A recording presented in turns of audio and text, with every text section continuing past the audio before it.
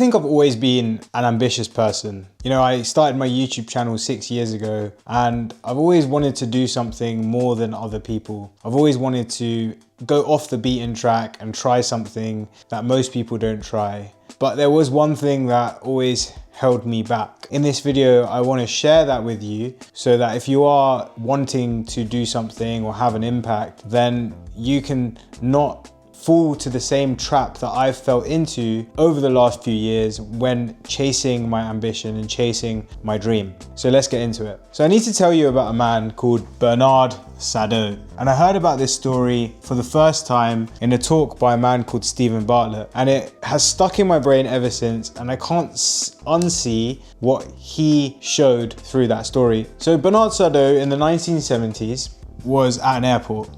And if you went to the airport in the 1970s, you'll be shocked to hear none of the suitcases had wheels on them. Now at this point, it's really interesting because we'd got a man to the moon by this point. But for some reason, suitcases on wheels, not a thing.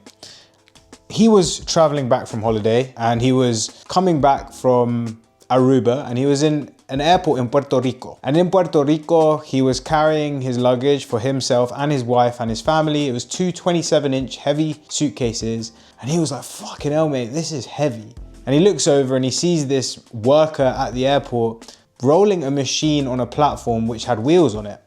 And he thinks to himself, what the hell am I doing right now carrying these suitcases? And so he goes over to his wife feeling really inspired and he's like, we need to just add wheels to suitcases, of course. And he was like, I'm gonna go do that. And so he went home and he added wheels to the suitcases. And at this point, it was gonna be revolutionary because there was an entire industry around men that carried suitcases for other men and families and women.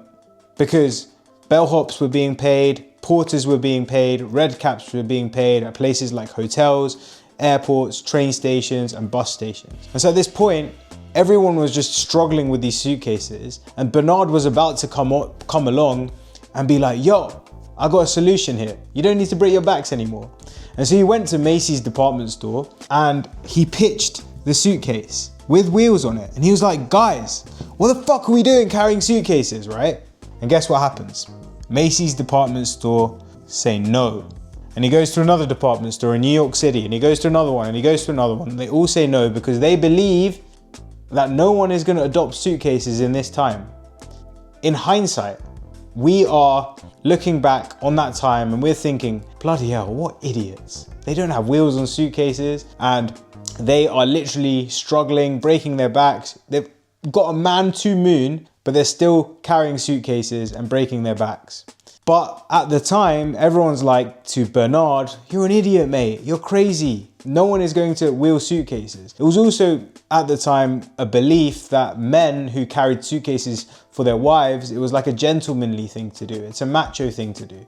And so it was a really like hard thing for people to get around that suitcases with wheels is just easier. And so what happened eventually, very interestingly, is that they were like, okay, cool, we're gonna get these suitcases in the store. One guy was like, yeah, actually, you know what, this kind of makes sense. But we're only gonna market it to women who are traveling alone, because at that time, females started to travel alone a little bit more. There's a solution for females that are traveling alone so they don't have to carry their suitcases. What happens after this is that they put the suitcases in the store and men start buying it. Obviously they start buying it because they don't want to break their bloody backs. It exposes a really common problem which I've actually experienced in my life. A few years ago now, I started my YouTube channel. When I first started it, there was a point in my time where I quit my job, my salary and my high paying salary at Amazon. And I was like, yo, I'm just gonna go all in on YouTube. And at the time I was a young guy, people were like, what are you doing? My mom was like, are you sure this is gonna work? I had like my granddad and I think my auntie that were talking about it at one point. I remember word got back to me that they'd said like, oh, it's really hard or it's gonna take a long time.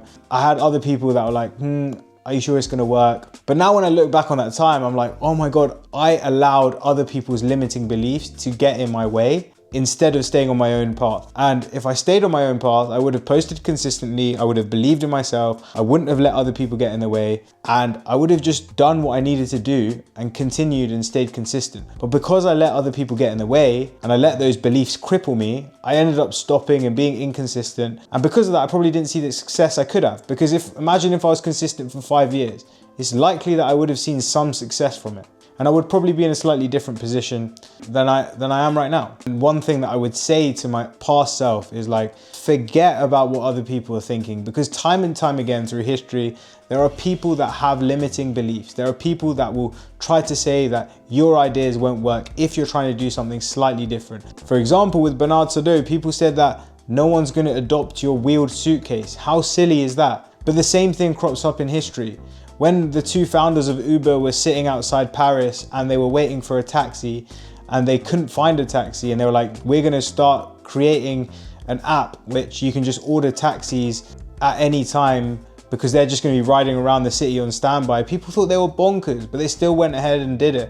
And it's the same thing with Roger Bannister. In the 1950s, he was told by doctors and physicians that the 4-minute mile is completely impossible. He was a 25-year-old medical student that smoked cigarettes. Who is he to come and break the record? Yet he came and ran it in 3 minutes and 59.